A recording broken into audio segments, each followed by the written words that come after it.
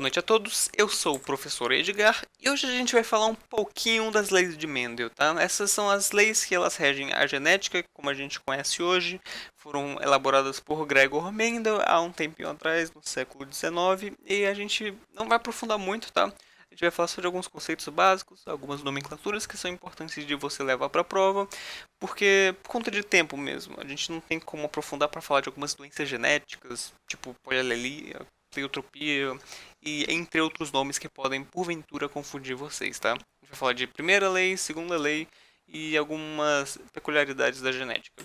A gente sempre fala de genética, a gente introduz esse conteúdo falando do experimento de ervilhas que Mendel conduziu e ele observou algumas manifestações de características diferentes de famílias de ervilhas que ele cultivava, certo? No ano de mais ou menos 1860, tá? No século XIX. Então, realmente, tudo começou com o Gregor Mendel, que não tinha nenhum conhecimento sobre o que era um gene, por exemplo, o que era um cromossomo. A tecnologia não tinha avançado ao ponto da gente poder comprovar a existência dessas coisas, mas Mendel fez na prática realmente esse cultivo de ervilhas com os quais ele conseguiu elaborar a primeira e a segunda lei de Mendel, né, que são realmente o nome atribuído a Gregor Mendel. Ele viu que a gente vai ter diversas características diferentes quando a gente vai, por exemplo, fazer o cruzamento dessas ervilhas, né? E ele viu que algumas dessas características vão sempre estar presentes na maioria das ervilhas em cima de outras, tá? Então ele também vai tirar o conceito de que algumas características vão ser dominantes umas em cima da outra. E é isso que a gente vai aprofundar quando for falar de alelos, né? A gente vai ter um alelo dominante e um alelo recessivo. Eles geralmente vão estar atribuídos a uma letra maiúscula e uma letra minúscula. E o que a gente chama o conjunto de alelos, né? Ou seja, o alelo A e o alelozinho Azinho, né? É, o conjunto de alelos, ou seja, um par de alelos, é um gene, beleza? E na genética, a gente realmente quer ver quais são todas as peculiaridades que envolvem toda essa combinação de genes, o que ocorre quando a gente está falando da junta da genética de dois materiais genéticos diferentes, né? A recombinação genética que ocorre com o fenômeno do crossing over, que a gente fala um pouquinho mais adiante. E é realmente isso onde a genética quer se aprofundar na área da biologia, beleza? Primeiramente, a gente tem que tirar algumas nomenclaturas do caminho, começando por gene, né, que eu falei um pouquinho na introdução. O gene não é nada mais, nada menos do que uma sequência de nucleotídeos. Nucleotídeos, aqueles que estão presentes no material do ácido nucleico, certo? Seja uma fita dupla de DNA ou uma fita única de RNA. E esses nucleotídeos, eles vão ser formados por moléculas menores ainda, que a gente vai chamar de bases nitrogenadas. A gente vai estudar principalmente o DNA, certo? O DNA ele é sempre composto por quatro moléculas nitrogenadas, sendo a adenina, a citosina, a guanina e a timina. Mas quando a gente fala de RNA, né, a gente exclui a adenina, né? A gente fala da uracila, mas enfim. É importante lembrar dessas quatro aqui, que são atribuídas ao DNA exclusivamente, beleza? O que é genótipo e o que é fenótipo? É muito interessante que a gente consiga dividir os dois, né? Dividir um do outro. O genótipo ele não é nada mais nada menos do que o conjunto de todos os pares de alelos do indivíduo, né? Então ele seria o conjunto mais ou menos de todos os genes que estão presentes no indivíduo.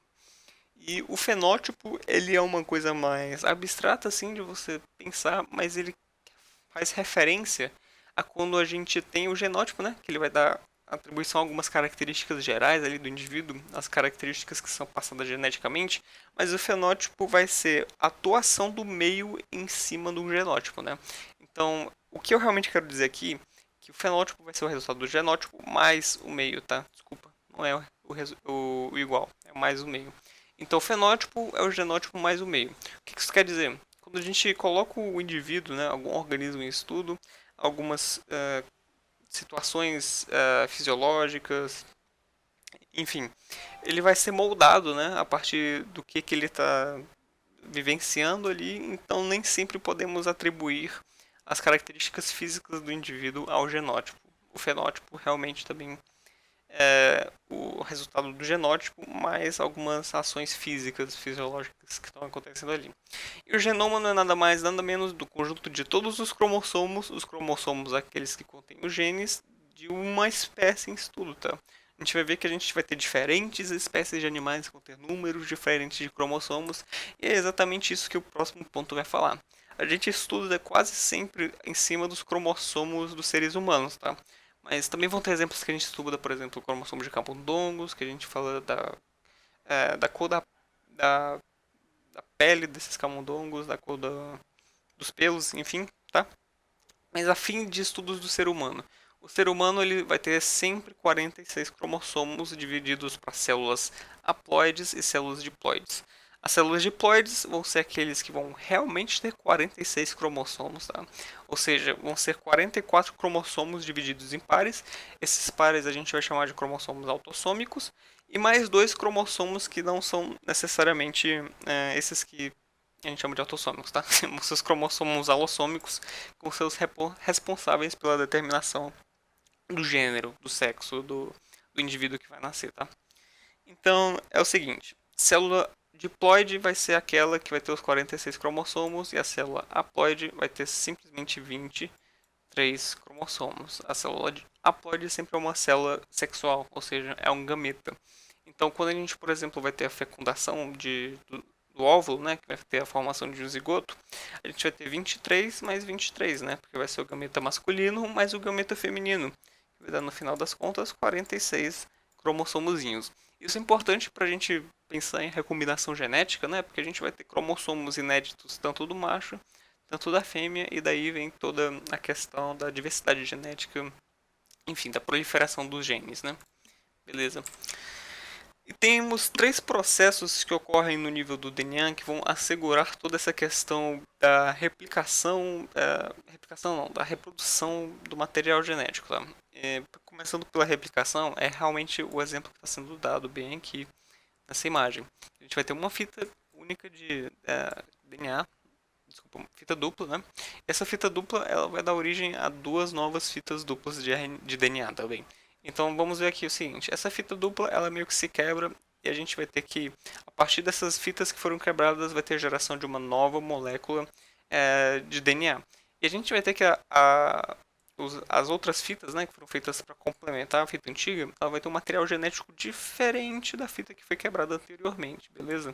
Então vocês podem ver que mesmo que a gente tenha gerado uma nova fita de DNA, a gente ainda vai ter essa fita verde aqui, a fita verde de cima, presente nas próximas fitas e assim por diante, beleza? Porque quando a gente for quebrar também essas outras fitas de DNA aqui, a gente também vai ter a presença da fita vermelha e a fita verde, beleza? O que quer dizer que alguma hora a gente vai ter uma fita de DNA tão geneticamente diferente da primeira, né? Que é essa daqui, que a gente vai ter toda a questão da recombinação genética, enfim, da variedade genética ocorrendo ali, beleza? A transcrição, ela ocorre mais para síntese proteica, certo? Para um nível disso, é quando a gente, por exemplo, tem uma fita de DNA e a gente vai ter uma cópia das bases nitrogenadas que estão presentes ali para a gente formar uma fita de RNA-M, é o RNA messenger, é o RNA mensageiro. E esse vai ser o responsável por meio que enviar uma mensagem para o RNA responsável pela produção de proteínas, para que ele, enfim, possa decodificar esse RNA mensageiro para que ele possa produzir proteínas a partir de uma referência, tá? Que no caso seria uma célula de DNA bem aqui. Prontinho. A transdução não é nada mais, nada menos do que a recepção dessa fita de RNA-M para que a gente possa mesmo ter a produção de proteínas que foram descodificadas pelo RNA-M, beleza? Essas proteínas elas vão sempre seguir uma base de uma sequência de bases nitrogenadas, né? Então, quando a gente fala de adenina, citosina, guanina e timina, a gente está falando de todas essas sequências aqui de, por exemplo, bases nitrogenadas que vão dar origem a novas proteínas, tá? Novas cadeias polipeptídicas. Pronto, indo para já um conceito mais prático sobre a gente for ter a aplicação de genética, né? A gente volta para o Mendel. trabalhando com ervilhas, que é o exemplo que a gente deu no primeiro slide e sempre é o exemplo mais utilizado. Mendel tinha duas ervilhas, uma ervilha que era obviamente lisa e uma ervilha que era obviamente rugosa. Qual era o resultado esperado que ele teria ao cruzar essas duas ervilhas? Seria uma ervilha no meio termo, mais ou menos lisa, mais ou menos rugosa. Mas não foi isso que ele obteve. Ele viu que quanto mais ele cruzava essas ervilhas, ele sempre ia ter ervilhas lisas, tá bom? Então ele viu que realmente tinha que ter alguma coisa ali influenciando aquelas ervilhas para que elas fossem sempre lisas. Então, mais ou menos o que ele queria falar é que a gente vai ter o gene dominante ali, tá? Mas ele não conseguia expressar isso em palavras, porque é algo que a gente só consegue ver hoje em dia. Beleza. Só que depois ele teve que essa prole, né, desse cruzamento aqui em cima, ele fez a autofecundação dessa prole. De forma que a gente vai ter os genes idênticos, né, se reproduzindo. Então, a gente pode ver que a gente vai ter quatro resultados possíveis. Vai ter o Vzão Vzão, aqui. Vai ter o Vzão Vzinho, aqui. O Vzinho Vzão, aqui. E o Vzinho Vzinho. Então ele viu que se a gente pegar duas ervilhas que são obviamente lisas, alguma hora a gente vai ter a produção de uma ervilha rugosa. Aí ele pensou, poxa, como assim, cara?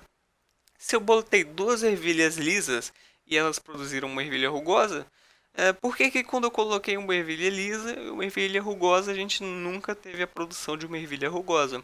Então ele realmente viu que a gente vai ter algumas características, né, alguns atributos que vão ser obviamente dominantes e alguns que vão ser obviamente lisos. E a gente vai dar o nome disso de fatores, né? A gente vai ter que esses fatores vão se segregar independentemente, tá? Então a gente também pode chamar a primeira lei de Mendel do princípio da segregação dos fatores, de forma que a gente vai ter dois alelos, né, presentes para um determinado fator, e eles vão poder se segregar da forma que quiserem, tá? E é por isso que a gente vai ter essa proporção de 3 para 1 aqui, né? Em que 3 dessas ervilhas vão ser lisas e uma vai ser rugosa, por conta que só uma delas é completamente recessiva, tá bom? Algumas coisas que Mendel conseguiu realmente concretizar a partir dessa observação das ervilhas. Ele falou que as características são determinadas por fatores hereditários. Fator, trazendo para o linguagem moderno, é o sinônimo de alelo, tá bom?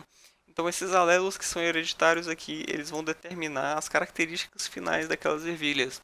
Então, realmente, se a gente tiver uma ervilha que é completamente recessiva, ela vai ser rugosa.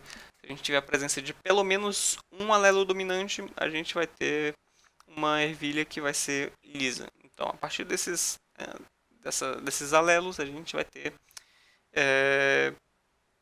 a determinação da característica dessas ervilhas, tá? Um fator é herdado da mãe e o outro é herdado do pai. Nesse caso aqui bem em cima, a gente tem a primeira reprodução das ervilhas e a gente vai ter que, de fato, um fator vai ser determinado pelo pai, desculpa, o pai e outro pela mãe, né? Então, no caso, em cima a gente vamos ter ervilhas que são só dominantes e ervilhas que vão ser só recessivas, né? Na esquerda e na direita. Mas a gente vai ter aqui embaixo, na geração F1, que um vai ter a característica do pai, né? Que seria o Vzão, e uma vai ser a característica da mãe, seria o Vzinho. Pronto. Indivíduos ditos puros possuem os fatores iguais, já os híbridos possuem diferentes entre si e produzem dois tipos de gametas. Os ditos puros realmente vão ser aqueles que a gente vai chamar de homozigotos, que são esses aqui em cima, e os híbridos vão ser os produtos dessa miscigenação aqui entre as nossas ervilhinhas, vão ser os híbridos, vão ser os que vão ter a presença do material genético do pai e da mãe, que vai dar a origem à heterozigose, né? Que a gente vai falar no próximo slide. Quando dois fatores são encontrados em um indivíduo, apenas um deles manifesta-se. Certo. Os exemplos bem aqui, né? A gente vai ter o Vzão e o Vzinho. A gente vai ter o gene que dá origem ao rugoso, a gente vai ter o gene que dá origem ao liso. Mas como um é dominante, ou seja, o do liso é dominante, a gente vai ter que aquele vai se sobressair e aquela ervilha vai ser lisinha. Quando os gametas se formam, ocorre a separação dos fatores. De fato, é o que ocorre bem aqui, né? A gente vai ter essa separação do primeiro fator para o segundo fator, do primeiro alelo para o segundo alelo. Lembre-se, fator, sinônimo de alelo. Eles vão ter essa separação aqui para que a gente possa formar quatro ervilhas geneticamente distintas aqui no final, tá? Pronto, alguns nomes que são importantes para a gente lembrar aqui também. O que é um gene dominante? É realmente aquele alelo dominante, né? O L, a letra que está representada em maiúsculo. Então aqui seria o Vzão. Então, de forma análoga, o gene recessivo vai ser o alelo recessivo representado pela letra minúscula, o Vzinho. Homozigose é aquilo que acontece quando os alelos são idênticos, ou seja, eles são completamente dominantes ou ser completamente recessivos. Aqui em cima estamos homozigose, aqui em cima estamos homozigose, homozigose, homozigose, porque é a mesma coisa para os dois alelos. E a heterozigose, a gente vai ter que necessariamente eles vão ter os alelos diferentes, né? Então, um dominante e um recessivo. Aqui, exemplo, exemplo, exemplo de heterozigose, tá bom? Beleza, começando agora a falar um pouquinho da lei de Mendel, a gente vai ampliar os conhecimentos que a gente já teve a partir da primeira lei, lendo literalmente o que está na tela. Os fatores alelos para duas ou mais características se distribuem independentemente durante a formação dos gametas e se combinam ao acaso. O que isso quer dizer? Se a gente for determinar, quando a gente determinou, né, na primeira lei de Mendel, a textura das ervilhas, se elas eram lisas ou rugosas, a gente vai ter que fazer um trabalho em conjunto, tá? No caso, se a gente for determinar a textura da ervilha, a gente também tem que tomar em consideração a cor dela. A gente tem que determinar os alelos que estão presentes lá, para que a gente possa ter o fenótipo, enfim, dessa ervilha, tá? Então, no caso, a gente vai ter uma ervilha aqui que ela é tanto lisa e amarela. Ela vai ter dois alelos dominantes, né? O Rzão, Rzão, Vzão, Vzão. E na direita a gente vai ter uma ervilha que ela é rugosa e verde, ela tem dois alelos recessivos, o Rzinho, Rzinho, Vzinho, Vzinho. Beleza. Quando a gente for ter o cruzamento, né, dessa ervilha, a gente vai ter a produção de uma ervilha que ela é sempre necessariamente Rzão, Rzinho, Vzão, Vzinho. E quando a gente fala que a gente vai ter esse cruzamento, né, para produzir dois alelos em heterozigose, a gente vai ter o que a gente chama de híbrido. Quando a gente falou da primeira lei de Mendel, aquilo era só um híbrido, tá? Então a gente amplia para falar que isso aqui é realmente um dihíbrido. E a partir desse dihíbrido, se a gente for fazer a autofecundação dele, a gente vai ter, a gente vai poder separar, por exemplo, o Rzão, Rzinho, e o Vzão, Vzinho, de forma que a gente faria o chuveirinho, né, para cada uma dessas características aqui, cada um desses alelos, a gente distribuiria eles em linhas e colunas, que nem está descrito bem aqui, tá? Então, isso quer dizer mais ou menos assim, se quando a gente falava da primeira lei de Mendel, que os fatores eles se segregam, tá? Então, se a gente for falar assim, Vzão, Vzinho e outro Vzão, Vzinho, esses fatores se segregam, a gente também vai falar que os alelos que vão estar determinando a textura e a cor dessa ervilha aqui, por exemplo, eles também vão se segregar. Então, dentro da segregação, a gente vai ter outra segregação. Mais ou menos isso aqui que isso aqui quer falar. A partir disso, a gente vai ter aqui, enfim, a separação para a gente poder ter os cálculos. Ok, então aqui a gente teve aqui a separação de todos os alelos possíveis e a gente vê quais são as características que a gente vai observar presentes, tá? E a gente tem um número bem interessante quando a gente fala disso, que é o número, o número não, relação, que é a 9331. Quando a gente trabalha com esses de híbrido aqui, certo? Que é o Rzão, Rzinho, Vzão, Vzinho, não necessariamente com as mesmas letras, mas dois heterozigotos, tá? A gente vai estar falando que sempre vai ter essa proporção 9331. O que isso significa?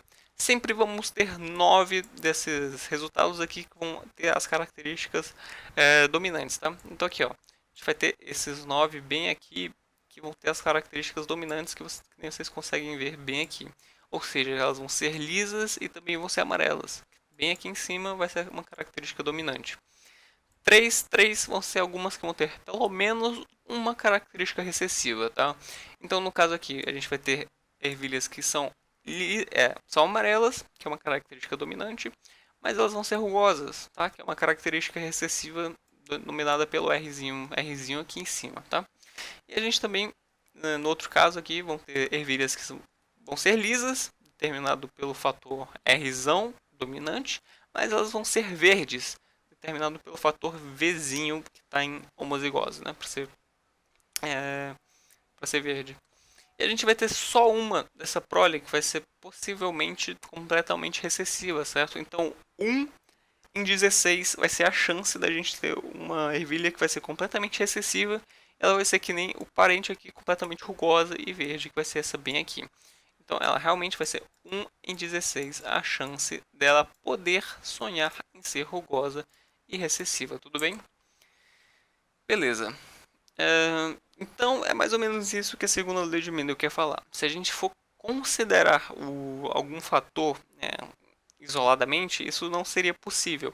Se o Mendel fosse, por exemplo, fazer o cruzamento dessas duas ervilhas aqui, né? Uma ervilha que é rugosa e verde, outra que é lisa e amarela, ele iria tentar, ele não ia conseguir observar a frequência que ele via na primeira lei de Mendel, né? Que era 3 para 1. Se a gente tiver duas ervilhas que elas são amarelas, mas uma é rugosa e outra é lisa, ele não ia conseguir observar isso, tá? Porque a gente vai ter duas características distintas sendo manifestadas aqui e simplesmente requer um estudo completamente novo para a gente ter o resultado que a gente, enfim, quer ter, tá bom?